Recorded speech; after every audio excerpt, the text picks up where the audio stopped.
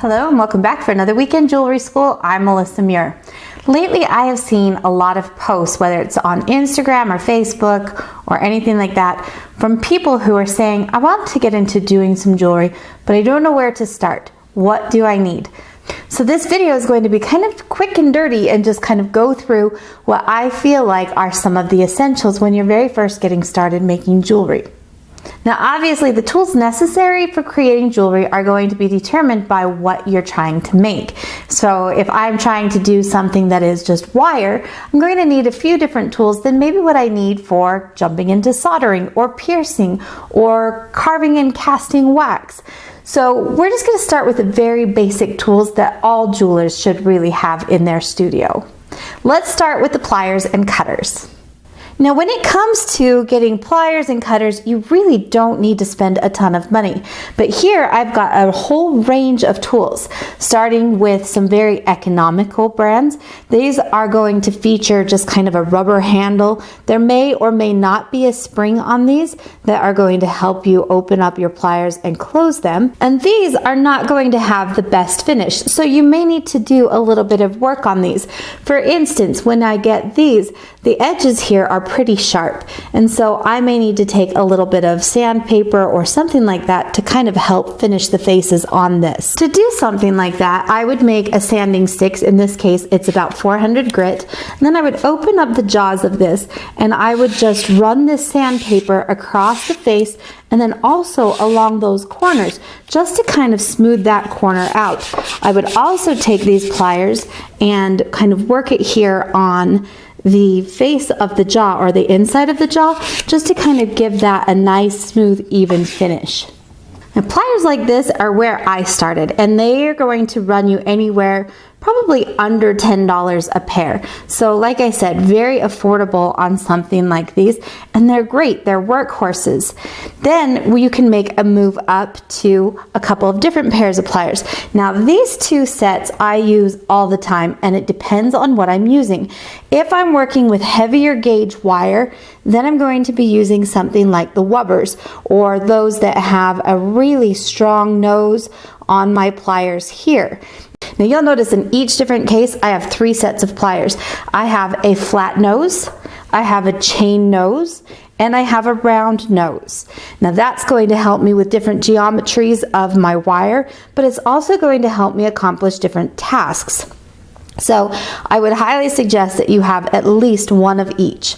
Now I told you that this is going to be for pieces that are thicker gauge and a little heavier. Well, my Tronex pliers, which is definitely a step up price-wise, is going to be really good for getting into finer areas and doing some of the fine work. The thing I like about all 3 sets of these pliers is that the metal in the handle goes all the way down. I really like the feel of that in my hand. Now when you're holding your pliers, they should fit nice here in your palm. Some people prefer longer handles, some people prefer shorter. So maybe see if you can try some out and see what fits best for you. Now when it comes to cutters, there's a huge difference in what you're going to be getting. Now these 2 pairs of cutters are going to be a little bit more expensive, but they're also going to cut really thick gauges of wire, whereas something like this is going to be much finer and a lot more thin wires. So I'm going to use this for anything up to maybe 20 gauge. Now this particular pair has been loved for a long time and maybe a little overloved. If you happen to cut things that are too big, it will damage your cutters. Now something like this pair here is going to run probably under $15, whereas when you get into some of these bigger ones, you're probably looking at about $70 per cutter.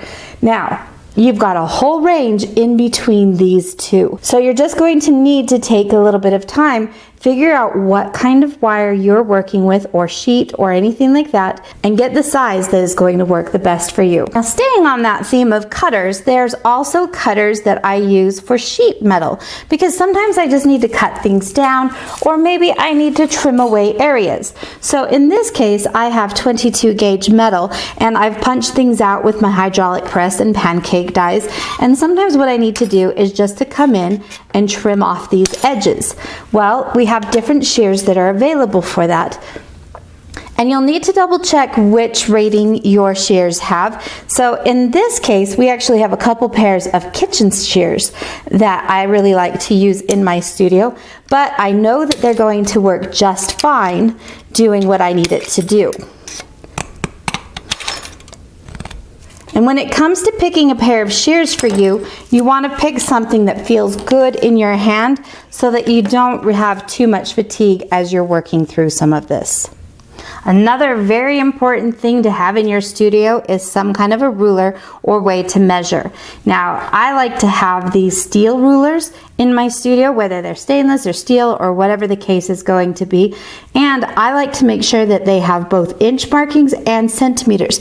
And this ruler is a little bit more different, even more so, because you will see that the 0 is here at the center. And that allows me to lay things out from the inside out so that I make sure that I stay even on both sides.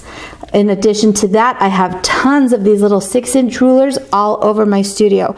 So one side is marked with inches and the other side is marked in millimeters. Another really important thing to have in my studio is a good bench block. Now this one happens to be by Pepe Tools, and it's one of the nicer ones that I have worked with because it is harder than a lot of the inexpensive ones. So you want to be careful because there is going to be a range of prices anywhere from about $15 on up to like $35 or $40. But there is going to be a difference in the quality with that as well. Now, when you get to be really accurate with your hammer blows, then maybe a less expensive one will do you, but you definitely want to pay attention to what you're getting. The other thing that you're going to need is a good planishing hammer.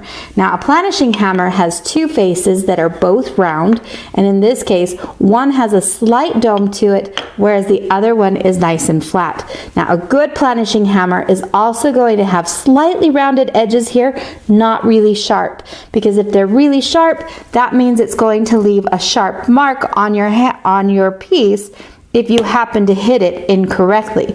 Whereas if you come straight down on the face, then you should not have any kinds of marks like that. Now, I happen to really like the Maker series from Fretz. They're extremely affordable and it's a great quality hammer. The faces are beautiful on them and they are easy to polish if you happen to damage those. Another hammer that's very popular with a lot of jewelry makers is some variation of a chasing hammer. Now, a chasing hammer has a ball peen here at the end as well as a flat face here on the front. Now, in this case, you can see that my chasing hammer has kind of a rough finish to it, and that's because a chasing hammer, a true chasing hammer, is meant to hit other tools, and in this case, chasing tools. And that is what has happened here. Now, a lot of the chasing hammers that are out there will either have kind of that rounded face that we might find on a planishing hammer, or it might be straight, but a lot of times it's going to have that really sharp edge here around that outside that needs to be addressed. Another thing you want to be very cautious of is finding a chasing hammer that is chrome plated, because a lot of people will use this chasing hammer in place of a planishing hammer. Now, by doing that, when you have that chrome plating and it starts to flake off or bubble up or whatever the case might be, when you come down to strike your metal, that texture is going to transfer to your metal, and that is definitely an undesirable effect the majority of the time. The reason that these chasing hammers are so popular is because you get that flat face, but then you also get the rounded face where you can use that for textures or setting rivets. Now, one more hammer I would highly suggest that you have in your studio is a nylon dead blow hammer. Now, a dead blow hammer is called a dead blow hammer because when you bring your hammer down and strike, it's not going to have that rebound bounce. Notice that it just comes right down and stays right there.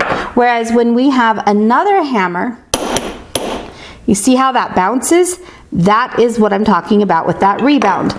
So the dead blow is kind of nice because we can get that force really down. And a lot of times I will use my dead blow hammer for forming metal or maybe straightening things out. And we'll notice that we don't have that rebound, so we don't have an extra strike in there, and that can be helpful. If you find that you are going to be making rings, then a ring mandrel and sizing gauges are imperative. You definitely need to have these. Now there's different makers of different ring mandrels. The thing that you want to pay attention to is your sizer to your ring mandrel. It's definitely best to spend just a little bit more money here to make sure that you have a set that is matched up. And a set that is matched means that if I pick, in this case, a size 12 on my ring gauge, that it matches with a size 12 on my ring mandrel. Now some of the things that you should be looking for on a ring mandrel, whether it's round or it's aluminum, it's square or shaped or whatever, you want to make sure that the grooves here for our markings are not too deep. There's some that are just really deep in here, and if you happen to hammer on that groove, well, that's going to transfer onto your ring material. Now, in addition to having a round ring mandrel, there are some that are round with a groove. And these are going to be used with rings that maybe have a stone or something else in them that the way it will protect the bottom of that stone. In addition to that, there are also shaped ring mandrels. So in this case, we have a square kind of with some rounded corners. Now this one happens to be a Pepe.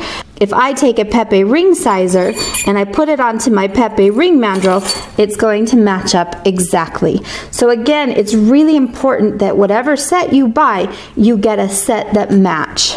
So if I buy a set of Pepe ring sizers, then I want to make sure I buy a Pepe ring mandrel. The ring mandrels are going to come in steel, but they also will usually have an aluminum option as well.